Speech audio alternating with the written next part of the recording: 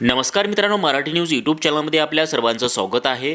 केंद्र सरकारच्या धर्तीवर या राज्य कर्मचाऱ्यांना 58% दराने महागाई भत्ता वाढ लागू करण्यात आलेली आहे।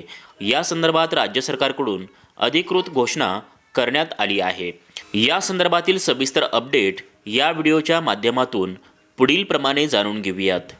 छत्तीसगड राज्य कर्मचारी संघटनेचे 8वा राज्य अधिवेशनमध्ये मुख्यमंत्री विष्णुदेव साई यांनी एक मोठी महत्त्वपूर्ण घोषणा केली आहे। यामध्ये छत्तीसगड राज्यातील अधिकारी कर्मचाऱ्यांच्या हिताकरिता सरकारने एक महत्त्वपूर्ण निर्णय घेतला आहे। यामध्ये राज्य कर्मचाऱ्यांना आता केंद्र सरकारी कर्मचाऱ्यांच्या प्रमाणे भत्ते मिळणार आहेत। यामध्ये राज्य अधिकारी कर्मचाऱ्यांच्या हितासाठी केंद्र सरकारच्या समान पातळीवर महागाई भत्ता वाढवण्याची घोषणा यामध्ये करण्यात आली आहे।